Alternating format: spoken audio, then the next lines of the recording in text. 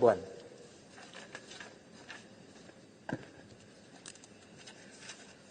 Assalamualaikum, salam sejahtera. Terima kasih Datuk Speaker atas peluang untuk saya turut membahas rancangan 5 tahun RMK 12 ini.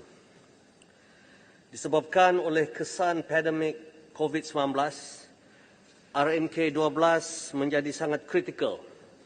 Dalam kita memulihkan negara, RMK 12 juga sepatutnya mempercepatkan proses membetulkan kesilapan lampau. Datuk Speaker, memandangkan masa perbahasan singkat, saya cuma akan menyentuh beberapa perkara. Pemacu perubahan 7 memperkukuh pembangunan sosio-ekonomi di Sabah dan Sarawak. Tahniah kepada kerajaan kerana mengadakan tajuk ini sebagai satu daripada 14 pemacu perubahan dalam RMK 12 ini. Ianya sangat penting bukan sahaja untuk Sabah dan Sarawak tetapi juga untuk negara. Bayangkan Sabah dan Sarawak yang kaya dengan sumber terus dibiarkan ketinggalan.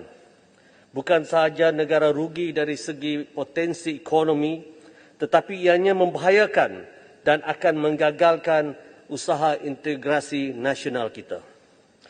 Jadikanlah 10 tahun ke depan ini sebagai dekad Borneo, di mana kita gandakan segala usaha pembangunan di sana.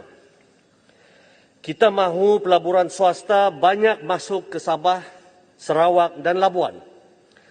Semua tahu ianya cuma akan berlaku sekiranya infrastruktur yang cukup sudah tersedia. Kesaling hubungan yang baik bererti kita memerlukan pelabuhan dan airport yang cukup baik dan dihubungkan dengan lebuh raya atau kereta api. Kita baru minta untuk ianya diadakan. Di Semenanjung sudah cerita untuk meningkatkan kelajuan. Bekalan tenaga dan air, ini juga antara penyebab untuk Sabah kurang menarik kepada pelabur. Bekalan elektrik Sabah SAIDI-nya 249 dibanding dengan Semenanjung cuma 47 untuk purata 5 tahun lepas. Dalam melonjakkan pendigitalan dan teknologi termaju, pastikan dalam RMK 12 ini Sabah dan Sarawak juga akan mempunyai kelajuan dan kestabilan internet setaraf dengan Semenanjung. Bandar-bandar utamanya setaraf dengan Lembah Kelang.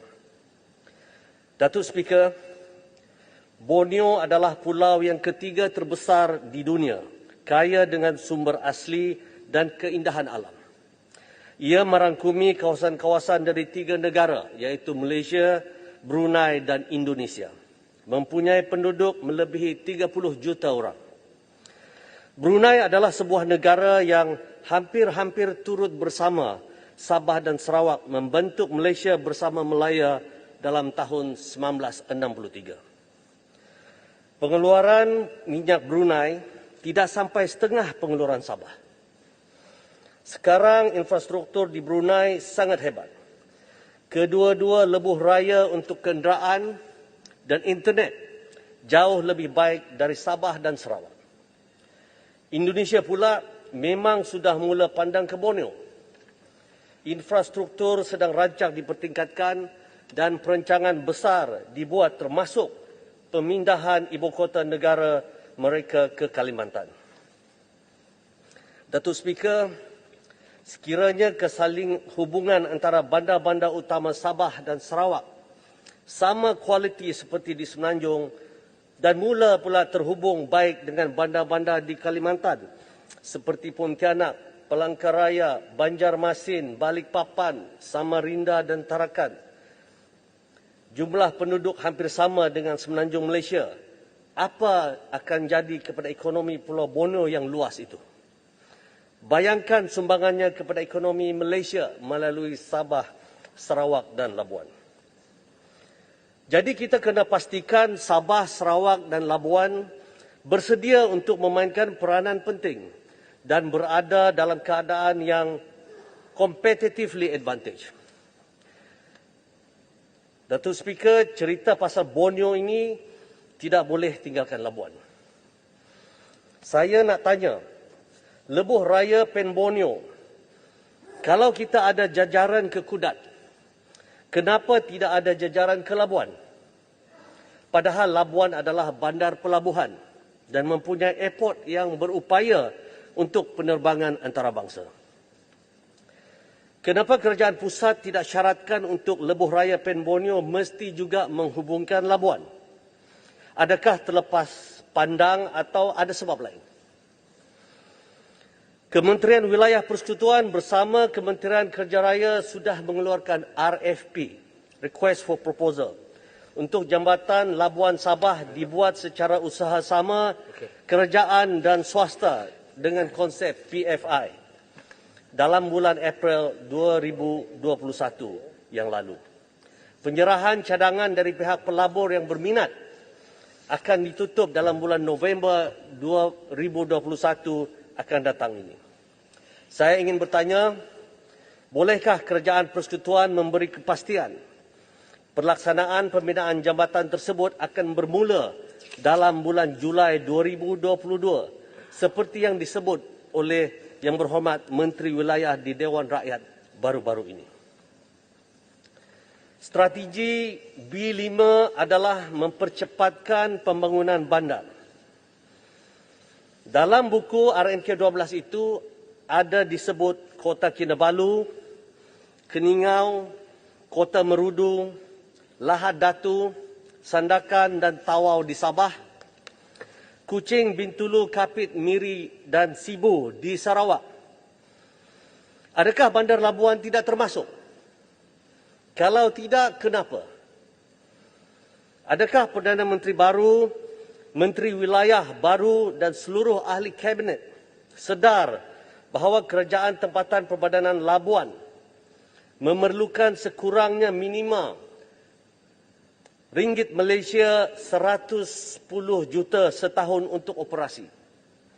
Hasil pendapatan Perbadanan Labuan campur peruntukan tahunan melalui Kementerian Wilayah Persekutuan adalah cuma lebih kurang 85 juta. Boleh tak bayangkan, keadaan akan menjadi semakin merosot di Labuan. Begitu juga dengan jabatan-jabatan lain dari berbagai kementerian, seperti Jabatan Pengairan dan Saliran. Mereka perlu peruntukan yang cukup untuk penyelenggaraan dan untuk membuat longkang baru. Jabatan Kerja Raya, banyak perancangan belum dilaksanakan. Jabatan Pendidikan, keadaan sekolah termasuk kampus, matrikulasi perlu peruntukan secukupnya untuk penyelenggaraan. Jabatan Bekalan Air, paip air selalu pecah dan perlu diganti. Ada rumah yang belum dapat bekalan air. Sudah minta, saya boleh bawa Menteri tunjuk. Jabatan Kebajikan dan banyak lagi. Sebut pasal Jabatan Kebajikan. Sekarang ini sesegeranya kerajaan perlu memperuntukkan secukupnya kepada Jabatan Kebajikan untuk membantu golongan miskin dan miskin tegar.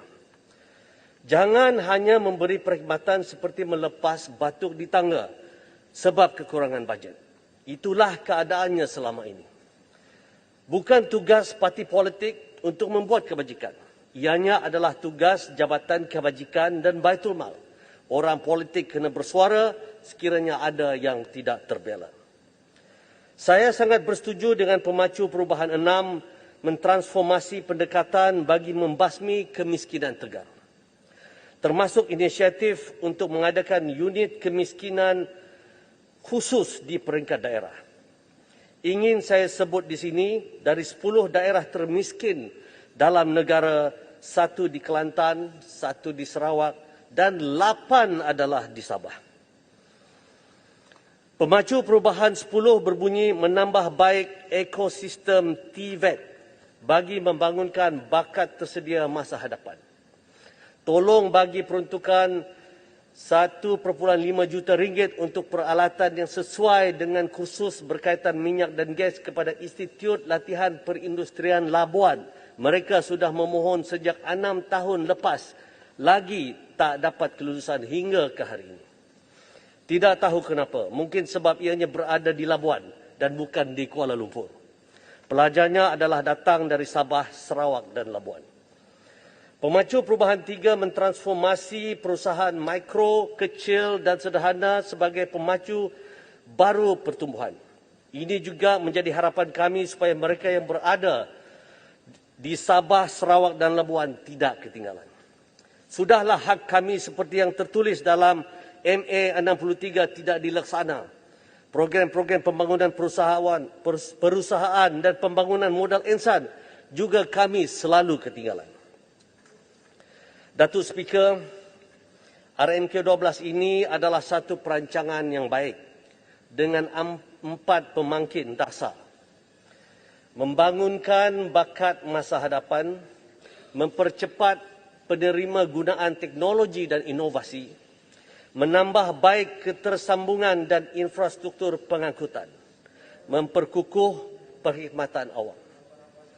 Walau macam manapun hebatnya perancangan, ianya tidak bermakna jika implementasinya tiada kesungguhan dan keikhlasan. Dan banyak diganggu oleh pembuat keputusan yang mempunyai kepentingan diri dan korak. Pelaksanaan RMK12 ini juga sepatutnya selaras dan status otonomi wilayah Sabah dan Sarawak dengan selaras dengan otonomi wilayah Sabah dan Sarawak dengan memulakan decentralisation di mana kerajaan negeri mengambil alih banyak peranan dan tanggungjawab. YB minta rumuskan, Sekian, YB. terima kasih. Right.